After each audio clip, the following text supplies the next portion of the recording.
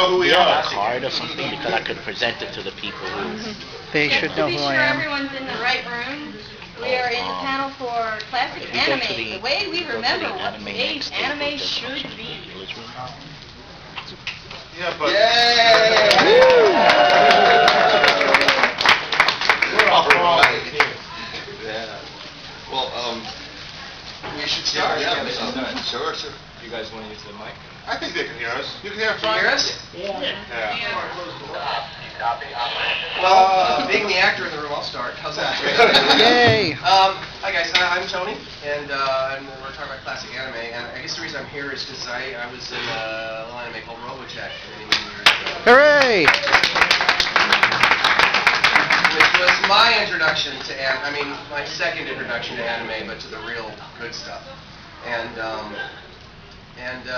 things have changed a lot, so I guess that's what we're talking about. A little bit. So, Please introduce okay, yeah. You don't look like a con regular to me. I'm learning. My name is Roland Kelts, and I wrote this book called Japan America, which is roughly about the degree to which this country in particular, and the West in general, has embraced popular culture from Japan, especially anime and manga, but also cuisine, fashion, baseball players, etc. In a way that was really unthinkable when I was a half-Japanese teenager growing up in New England and New York. So it's roughly about the past 20 years and how this explosion has happened, and really was completely unanticipated. When I was a teenager, American politicians and automakers were literally smashing Nissans and Toyotas on American television. So it's a very different world today. And I suppose I can just quickly note that my first encounters with classic anime occurred when I was roughly 5 years old, because I went to kindergarten in Japan. So I was watching anime programs on television after school, had no concept of them being anime, just that they were cartoons that I loved after school on television. In fact, my favorite was a live-action television show called Ultraman Taro. Yeah. Amazing stuff. In fact, if you find the footage on DVD, it's still great stuff. It really is a blast to watch. You can make an A and B out of it, do whatever you want. It's fantastic stuff. And that just thrilled me. And so I had this bizarre experience of coming back to the States and being utterly disappointed with everything available to me on American television until I got onto UHF and found Speed Racer and Gatchaman, Battle of the Planets, and then what was called All-Star Blazers over here, and got completely hooked. So that's just a brief introduction of my position. Go ahead. Toshifumi Yoshida, producer for anime, translator, been watching cartoons and reading comic books for a living for 20 years. Rough life, huh? I got my, of course, like I said, I grew up in Japan until I was in the second grade. I remember watching first time on TV that Yamato episode, Star Blazers episode, where the drill missile goes into the wave motion gun. Yeah. Jump forward to high school, living in California, turn on the TV, there's a show called Star Blazers. And god dang it, if it wasn't the drill missile episode. I go, they're speaking English. Yeah, and then shortly afterwards was the Voltron and the Robotech and the whole thing. It's like, wow, this anime is real popular. And I remember asking my parents to bring me a copy of some new anime from Japan. This is 84, 85-ish. And what I've only seen on TV is Robotech, and like I said, well, they brought me 4 movies. They brought me Lensman, Macross Do You Remember Love, Nausicaa, and finally Yamato. And the animation quality and all of that just blew me away, and I was hooked. And I went to find a bunch of people who had similar interests and wound up working on a magazine called Animag. If anybody remembers Animag. Yes. You got whippersnappers out there? Yeah, it's like it's Pretty brief internet. stares from the younger people in the audience. It's a magazine. Which in '92 became An America.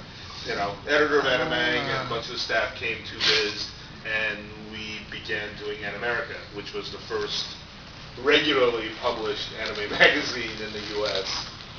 Because I think we were a quarterly magazine, and over a period of 5 years, we did 12 issues.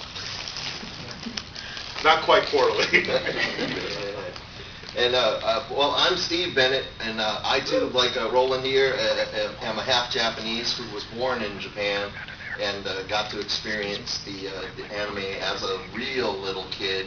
And I do just, with the military being back and forth, I was born there, but I grew up like in the U.S. and Germany, so my first experiences with old original anime was the Cyborg 09, Kimba, Tetsuan Atom, Atom Boy, and Speed Racer back in the 60s and whatnot, and I had no clue that when I was 11, 12 years old and going back to Japan, that I would actually get the opportunity of a lifetime and work with Japanese animators, working as an assistant, little guy starting out in the studio as an apprentice, and then worked my way up to doing assistant animation on a bunch of anime that eventually 20, 30 years later became classics in their own right.